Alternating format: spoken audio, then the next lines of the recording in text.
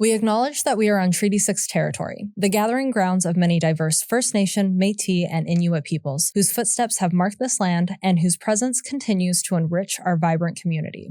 Hello and welcome back to Research Recasted, the Knowledge Mobilization podcast. I'm your host, Kelsey Howlett, and today we have a very special bonus episode for you. In honor of Student Research Day, today we are joined by Kiara Ukrainetz, Britni Gorman, and Max Quilliam, all of whom are currently involved in student research projects here at MacEwan University.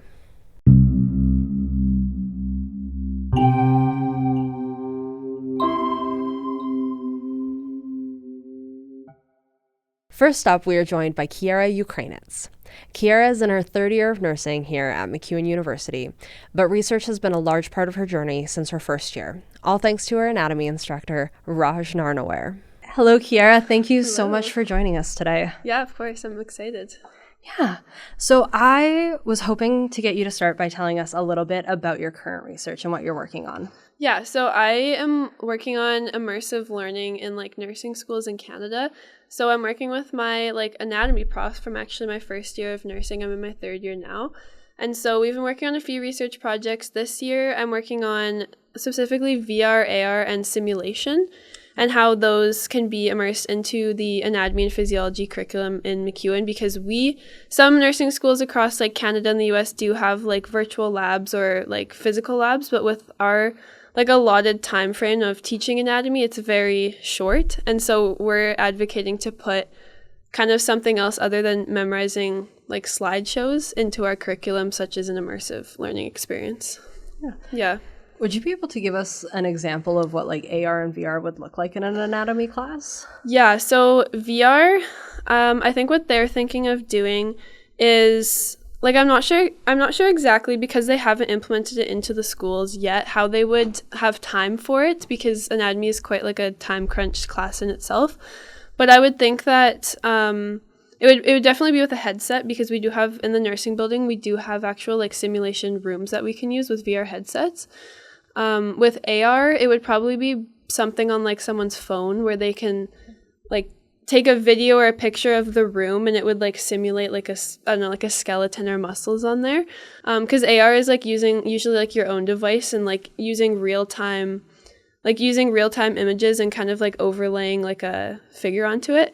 And then simulation is probably the most viable one, in my opinion, for nursing curriculum here, is just going on the laptop and having something you can do at home to go on and look at all the layers of the muscles and the bones and that kind of stuff. Yeah. Cool. So how did you get started in student research? What kind of inspired this project that you're working on? So in my first year, my anatomy professor kind of put a call out to the class. He's if anyone wants to work on research with me, I need a few students. And so at the time, I was considering pursuing med school. And so I was this would be a great opportunity to kind of get my foot in the door with research. And so that's how I started doing research with him, and then I just continued to do it because I enjoy it. And so I also really enjoy as well, having a little side task to work on. And then it's really cool when you feel so accomplished when you finish it, and you're this is what I worked on, and this is my own research. And it's cool when you present it at Student Research Day, or I also present it at conferences in the US. And people are asking questions, and they actually use that information in their own teaching, which is really cool, because it's you're actually making a difference in the education systems. Yeah, it's really cool. Yeah. Amazing. So what kind of inspired the immersive learning and AR and VR in the anatomy class? What inspired this project? Yeah, I first-hand experience from being in nursing first year with anatomy. I really found that memorizing just straight pictures off PowerPoint slides was just very ineffective. It doesn't allow for a lot of knowledge retention over the years. And I actually did knowledge retention studies in my first and second year of nursing to show that the anatomy and physiology knowledge you learn in first year is not retained over second and third. And so this project is more so, I was inspired because I want students in first year to actually retain that knowledge, because we need nurses that know their anatomy and physiology, which are such core science classes. And so what inspired me is we need to find more effective ways of education for first year nursing students. Yeah. Okay. Have you come across any challenges in this research? Yeah, actually a big challenge when I first started. So when I first started gathering all of my data was actually before, it was kind of like in the middle of my third year. So I'm in the end of my third year right now, but in September to December is when I was in my classes. And that's kind of when I started compiling, because I'm doing like a systematic review where I'm taking a bunch of articles and I'm pretty much reviewing the current data on the research of immersive learning and seeing like where immersive learning is used and advocating for it to be used in Canada more because it's barely used in Canada. Anyways, and so in that process, I was compiling a bunch of data and I realized once I had in my third year of nursing, I took a research class that helped you do nursing research. And before that, I didn't really know how to do research like super effectively because this one I'm doing completely on my own. My other 2 years I did it with my professor more so. Okay. So this one I was kind of more so left to myself. And in my third year we did a nursing research class. And I realized throughout that course that the way I collected my data was not good. And I realized that the way I collected it was like way too broad. I didn't have like specific criteria for how to include and exclude criteria. So I actually scratched the entire thing. Like 400 articles I had collected, I scratched it all. Oof. And I redid it and I came to, now I have 25 articles because I created way better data of how I was actually going to include articles or not, and it's a lot more manageable. Yeah. So I like completely redid the research project, but it's like I'm confident in the quality now. Yeah. And then that's what's important too. Exactly. I mean, it can be frustrating when you look and you're like, I've done all this work for nothing. But it literally was for nothing. It's okay. Yeah, but like you're coming out on the other side of it. Yeah. Much better because of it. Like, it's all just a learning experience, really. No, it was a huge learning experience. Yeah. Because I remember texting my prof and I was like, yeah, so after this class, I have to start all the way over. And he was like, okay. Because I just, like, I didn't want to publish something because I'm going to eventually publish it this summer. Mm-hmm. And, hopefully, like, an article, like Nurse Educator Today or whatever. But I was like, I don't want to publish something knowing it wasn't good quality. So I would rather redo it and do it the right way. Yeah. Yeah. No, I completely get that. Yeah. Right? Because at the end of the day, it's your name going out. Exactly. On that. Exactly. Yeah. Okay. So you mentioned that you're doing this kind of all on your own for the first time. What does that look like for a student? Like getting like kind of coming up with the idea and then like actually doing the project. What does that process look like? Well, it's a little bit stressful for sure because I've had to, like, luckily that nursing research class taught me a lot of like the basic foundation of how to set up my research. But to actually take that on while having a full course load and like your personal life, and then kind of having like a set day of like you have to have a poster ready by Student Research Day at MacEwan. You also have to have a poster ready for the conference in May. It puts kind of like a internal like clicking time bomb in my head where I have like all these other things to do in my life and then I still have to tackle this project. So, and then it's in itself, it's a little bit overwhelming. So it's honestly like my overarching theme is kind of overwhelming to do by myself because I'm having to do all the data collection myself. I'm having to read all the articles myself, write the paper myself as well. So it's a lot. Yeah. Yeah, I can imagine. Have you received any funding or anything for it or? Yeah, I have. But the thing is, so last summer it was called Alberta Innovates, and I was funded for this project, but that was in the process of when I was doing the research like incorrectly. So I was funded that whole summer to do it, but then I scrapped that. So like technically this project is funded, but it's all been on my own free time for the last like 7 or 8 months. Kind of, I would say unfunded because I had to redo it. Yeah. Okay. Like it is funded, but like not really. Yeah. Like the original idea was funded, but I've put in a lot more work than I was funded for. Okay. Yeah, because I had to redo it. All right. But now that you have redone it and it's looking better, and you said like you're hoping to get it published, but what is your hope for the project? The overall hope that me and my prof want is to like prove to like MacEwan faculty specifically that we need to change the way we deliver anatomy and physiology.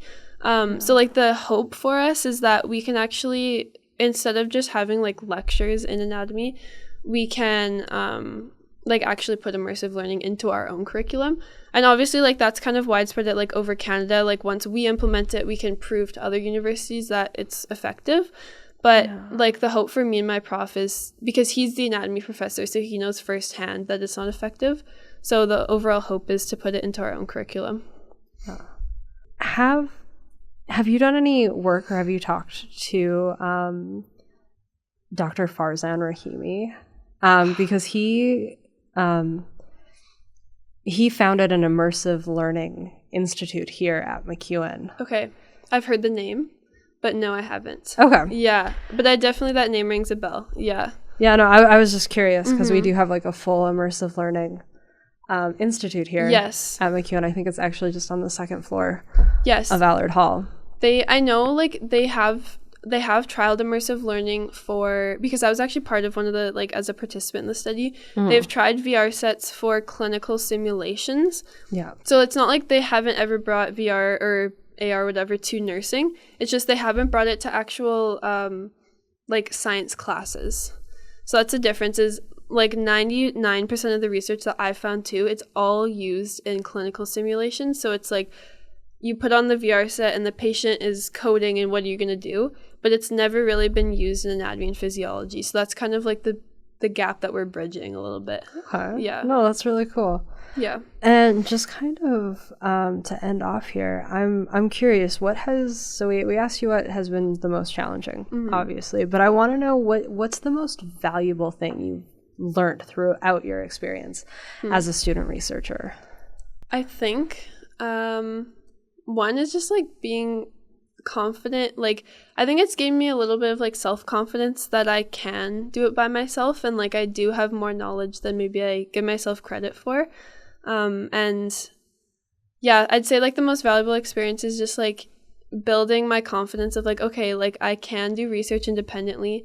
I can figure these things out for myself. And it's like rewarding to see your name up there and be like, okay, I did that work.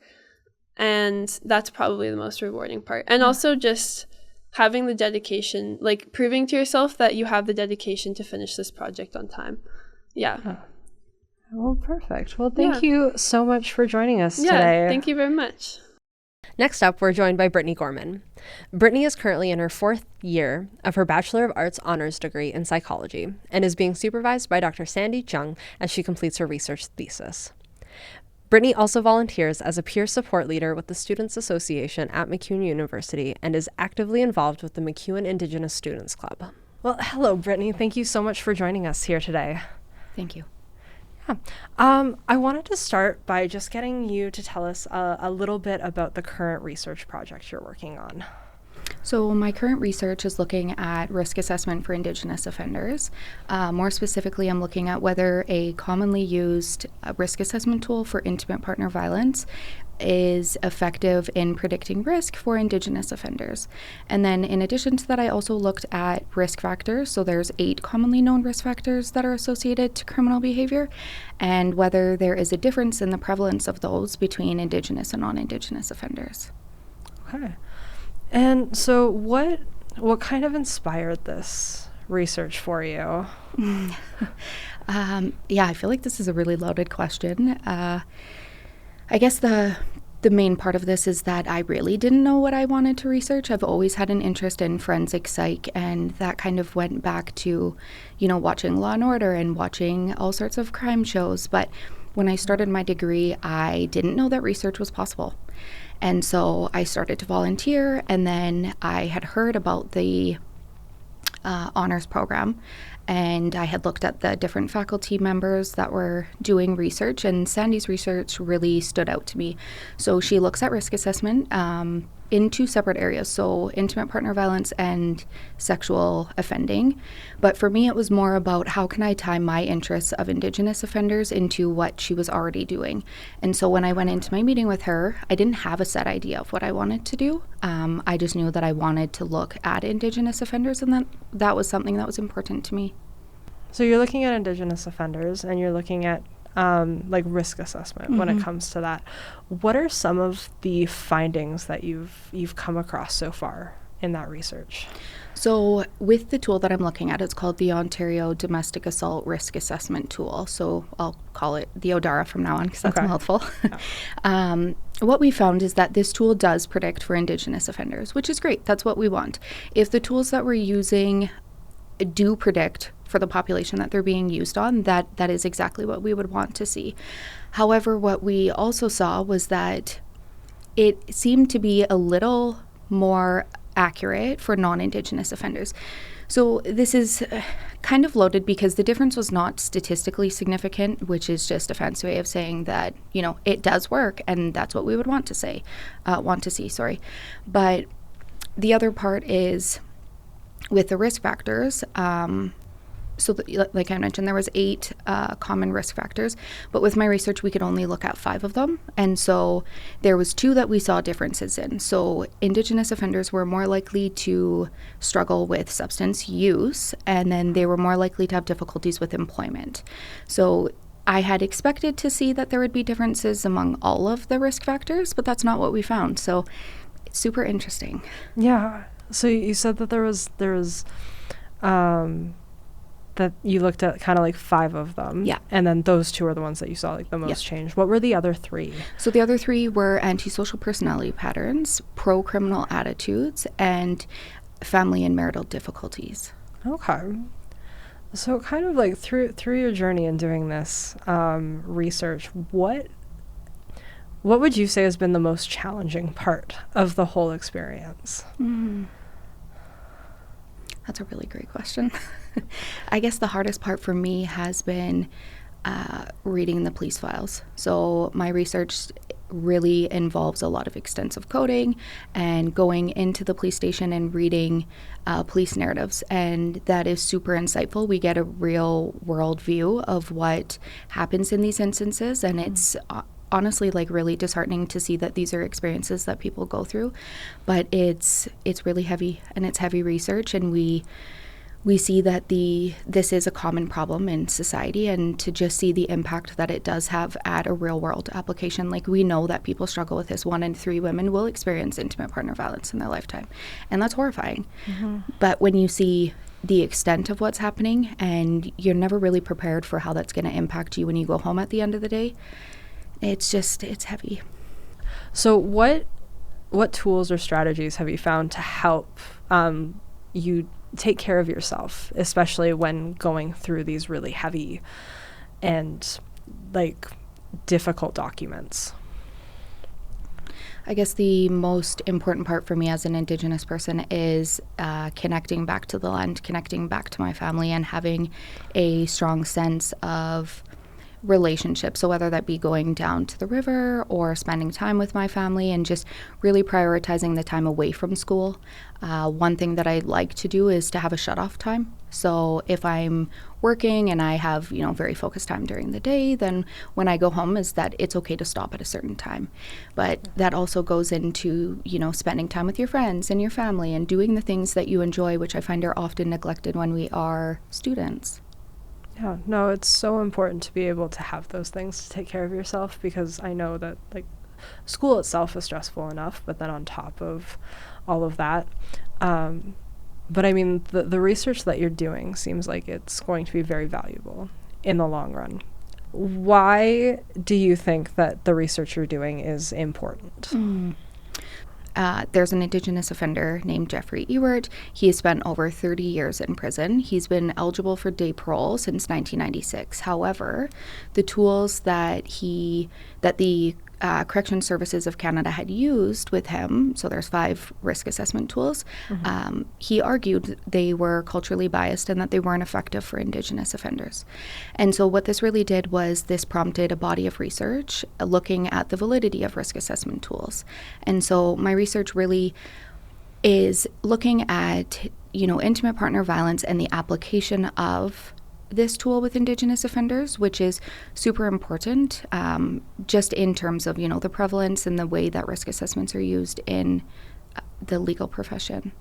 Yeah, no, that honestly, like being able to have those risk assessments, especially because between cultures it's so different, right? I think that'll be really valuable, like a really valuable tool for society. So I kind of like just backtracking a little bit. I asked you what was the most challenging part of your research, but I want to circle back to what has been the most valuable like part of your experience. Like what has been the most valuable to you?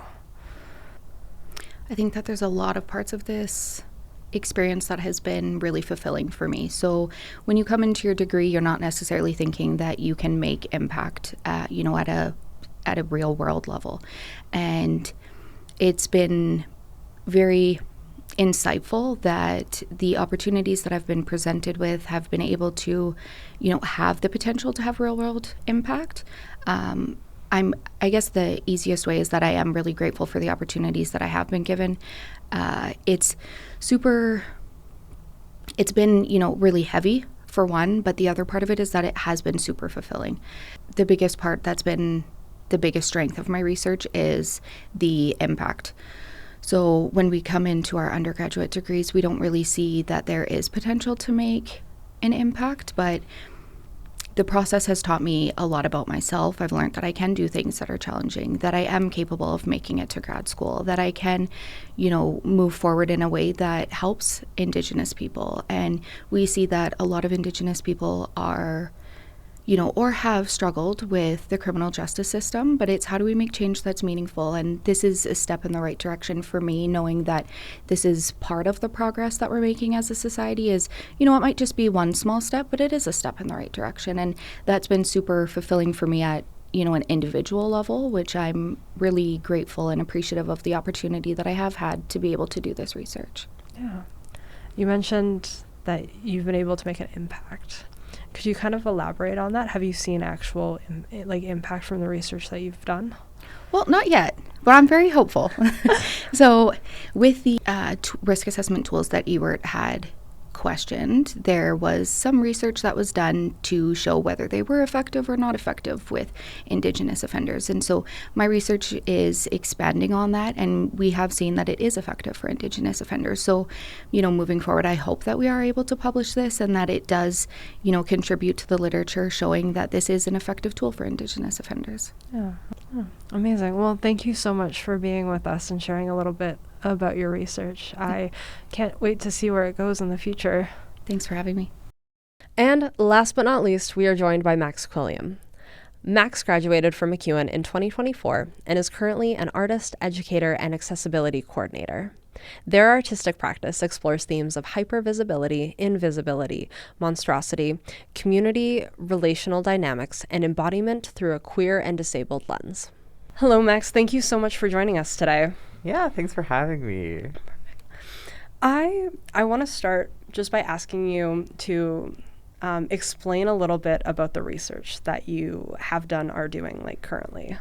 Yeah, totally. So this is an active project where last summer, so summer of 2024, I went to the University of Victoria to visit the Transgender Archives, which they hold one of the largest material collections of transgender culture in the world. And through my visit there, I was going to look through primarily intra-community publications, photographs, articles, all focusing on how trans people have historically engaged with clothing and personal style and fashion. So very much with the goal of seeing how trans people have dressed historically, and really looking at what are the different features of the clothing that folks are using to make gender affirming garments. So what structural or print features of clothing are people really drawn to in creating a gender affirming outfit. And then for myself, that also kind of extended into the question of how is this information being shared in a time primarily pre-social media. So for myself, largely looking in the era of sort of 1970s to 1990s, so some dabbles into like early internet at best, but like really not in the same like sort of environment that I grew up in as like a young trans person, where I was able to like see other trans people on like YouTube or Tumblr or whatever in terms of like how I was thinking about gender affirmation and getting that information. So yeah. Wow. When you went to the museum, was there anything that like really stood out to you, like in terms of like what you were looking at, like the different colors, textures, or anything? Yeah, I think for myself, like something I found very funny actually is that a lot of the photos, of course, I see like people who dress a lot like my grandmother, which of course makes sense for the 1980s. Like that's when she was an adult woman, and they are like in the same sort of fashion ecosystem. And it's not something I considered before I got there, because I think in my mind, like trans experiences of fashion would maybe inherently be different than like cisgender experiences of fashion. But like, no, like the general fashion cycles equally apply to between cisgender and transgender people. So of course there's going to be people who like look and dress like my grandmother. And something about that was really impactful to me as well, to be like, no, there's people like my grandmother's age and like who share the same sensibilities as her, who have existed, who have been like trans people for decades and decades now, who like predate my existence. And it's like, I think when we are like in a time right now where there's this perception that like transness is somehow new, or like something that only came about with the rise of like social media, or like a lot of people are learning about transness from the internet, it's really easy to forget that like there are generations of people who have pre-existed that time. Yeah. And so I think for me that was like very emotionally impactful in considering like what that, you know, represents for me. But I guess in terms of like what those features actually look like in like the construction of clothing is so many shoulder pads, like a hilarious amount of shoulder pads. Yeah. A really interesting play with like, you'll see a lot of people like layering clothing in terms of like, you know, they'll have like the blouse that has like looser fits on like the shoulders, but then they'll still have like a large jacket with like shoulder pads on top. There's like a scarf, like, and then there's like jewelry. And so it's like these different forms of like layering and adornment that you see between a lot of people, that it's like, to me, it speaks to like the different sort of proportions that people are trying to like highlight or like diminish through clothing, and like using layering as a way of shaping the body itself. Oh, wow. I mean, like, we know that like trans people have always kind of existed, right? Like it's not just brought on by social media, like they've always been there. So it's really interesting to find out that it's like, yeah, it's not much different than what you would have seen like in your day-to-day life back then, which is, yeah, it's really interesting. So in like the world of fashion and the transgender community, what kind of like, what inspired this research for you? Yeah, I think for myself, like within my broader artistic practice, I work a lot in textiles. I work a lot with clothing. I've done multiple projects that have to do with like clothing before, such as like I did a project where it was qualitative research, where I was talking to folks about like their personal relationship with clothing as different queer people, and like how, you know, clothing shapes their experience with the sort of presentation piece, and like being a visual artist and researcher, being like the different pattern pieces that I use to like make them their own garment based on that. So like, for example, one of the participants, I made them like a custom sort of like cocoon coat to go with like their sort of burlesque performance, and like having their sort of insights alongside the pattern pieces that like were used to design that coat, about like what it means for them to be a burlesque artist, and what it means for them to like have that empowerment over their body, right? So I'm already like kind of having those conversations in different ways in my practice. And so for myself, like this came from an interest of like, how does that for me bridge to like something like the Transgender Archives, because it's a place that I've wanted to go for a long time, like since I learned that it existed. And so it's kind of a combination of like, what does my practice already like look at? and how does that tie to this place I want to go? And ultimately what I found in like reflecting on that is that so much of my interest in clothing, in fashion, comes from like my own experiences as a trans person, where fashion for me has been such a major part of coming to understand myself, whether that was at like an earlier point in my transition where I identified as like a binary trans man and I was making clothing decisions based on that, where like as I've moved into being like a non-binary person and playing a lot more with like gender and shape and color and really just like finding what it is to be like myself in clothing, that is kind of what drew me to the question of like, well, like what are other trans people's relationships to clothing? What would perhaps like my existence as a trans person looked like if I was born at an earlier time, right? So yeah, it's very much based in like my interest in clothing and fashion and finding ways to like work that into what I want to do, right? Oh, well, I mean, it's such fascinating research, I think, because and correct me if I'm wrong, but I don't think a lot of work has been done in areas like that. Yeah, I think like at least in like I mostly speak to the visual arts field, of course, like and so you can find really amazing like projects like that, whether they are more in your more standard like writing forms of research or in like even museum-based projects about like transgender histories, like the Transgender Archives acting as an example in itself. Yeah, so there's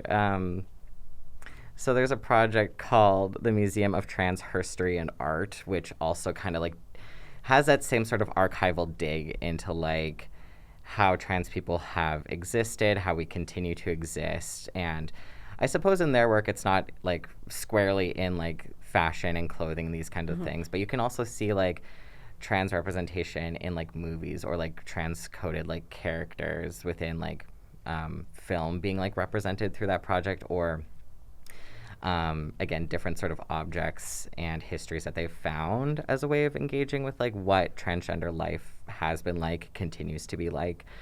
And so I think my project tries to exist in like a sort of similar vein to that, kind of dive into like transgender history, as well as staying alongside the work of other transgender artists who are exploring clothing and representation. A dear friend of mine, Riel Starr, who's based in Mokinstis, like really, for example, a lot of their research touches into like the crossover between trans identity, Métis identity, and like how that appears in clothing for them. Like recently they've been making like leather chaps, but out of like fish leather that they've prepared themselves. And I think that's a really interesting play with like trans fashion and embodiment. Yeah. And so, yeah, I think like there's lots of different ways that it like that this kind of appears in different parts of my life, whether that is in like the artistic community or within more the like research and like archival fields of things. But yeah, my hope is to like continue adding to that space, you know what I mean? Yeah. And to make it like, I think, a little more present for people who don't necessarily have this access to like transgender histories and knowledge, right? Oh, wow. So throughout your like research process and your experience so far, what have you found to be the most challenging part of it? Yeah, I mean, I think when, at least for myself, in looking at like transgender, like the history of transgender fashion largely also sits in the same conversations of like transgender safety, because, you know, people, they may very well be dressing a certain way for like their own gender affirmation, but especially like in like a time before there was like a widespread sort of knowledge or acceptance of transgender people, we also find that like someone's ability to look like their gender is directly tied to like their physical safety. And so it gets into that discussion of like passing or like being identified as the gender that you identify as, like in the sort of visual look of things. And so it's while that's not explicitly always coming out in like the different things that I'm looking at in the archives, it's still very much on the mind that like some of this, like this dressing is not just out of like joy, it's out of necessity. And I think in turn, like it's been a really big reflection point for me as like we are currently in a very tumultuous time for transgender people, particularly in Alberta, where our provincial government has is trying to and is facing legal contention for putting restrictions on transgender care for minors, whether that is hormonal care or just the simple act of being able to use their preferred name and pronouns in schools. Like we're seeing a huge attack on like transgender livelihood and existence. So it then kind of brings up the questions of like, to what degree are we like moving back into those conversations of safety for people, and to what degree are we like on that backslide towards a time where like someone's physical safety is reliant on them hiding rather than like living their most like authentic and joyful truth of transness. You know what I mean? It's really unfortunate that those are the times that we're seeing ourselves in, and I know that it's problematic throughout all areas of people's lives and all of that.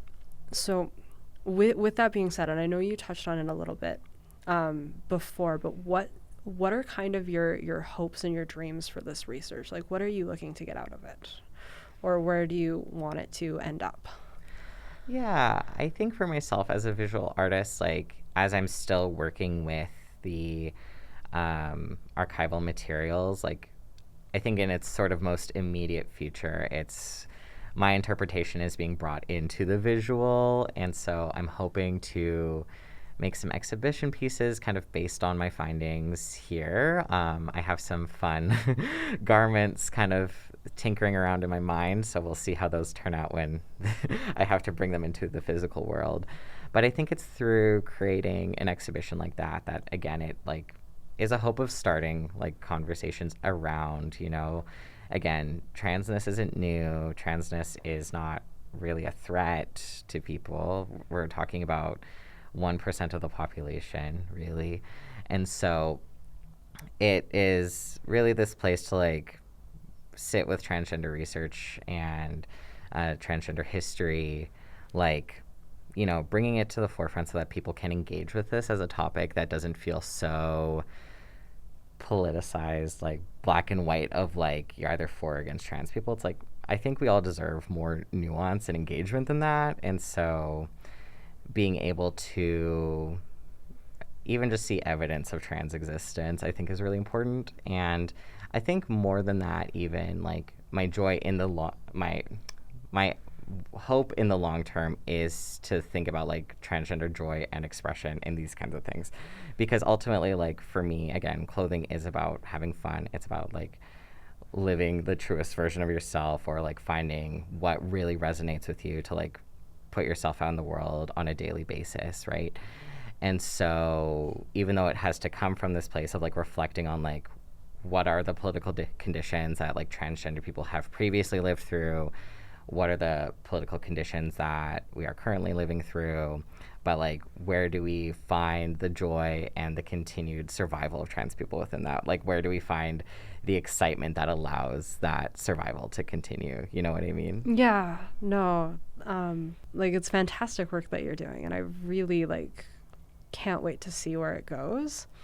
So in that, I just kind of want to end on a little bit of like a bright note, and I want to ask you, what's been the most valuable part of your experience doing this research? Mm-hmm. Yeah, I think that, again, it's very similar to what I was saying about the impact of like seeing photographs of people who like remind me of my grandmother, and like seeing like that trans people have always existed. You know, it's like there's something so intimate in seeing like personal photographs of like a transgender person who like we've never crossed paths. They live in a completely different part of the country than me, but like knowing that they were still like having picnics with their friends, that they were still like going on these outings, that they had these like huge social groups that like they could engage with. Like, I think for me that has brought like so much joy and resonance, again, back to that point of like, you know, transgender people have existed, we will continue to exist despite what the circumstances are. And so like for me, that has felt like really like such a wonderful part of this research process. And I think it's also being able to connect with like other like researchers and artists about this matter, like being able to share about my work and get feedback about like where do they see like transgender fashion, or like how do they react to like different things I found in the archive. I think that has also been like really wonderful and exciting, just to again be able to share this with people. So yeah. Wow. Thank you so much for coming on here and sharing it with us and our listeners. And I, again, like I said, I'm really excited to see where this research goes for you. Yeah, thank you so much. Well, that's all we have for today's episode of Research Recasted. If you want to support this podcast, you can visit Research Recasted on your favorite podcast platforms to find new episodes every 2 weeks. Also, don't forget to check us out on Instagram at Research Recasted, where you can leave us a like, give us a follow, or send us any follow-up questions you have from today's episode. This has been Research Recasted, the Knowledge Mobilization podcast, brought to you by the Office of Research Services and the Faculty of Fine Arts and Communications at MacEwan University.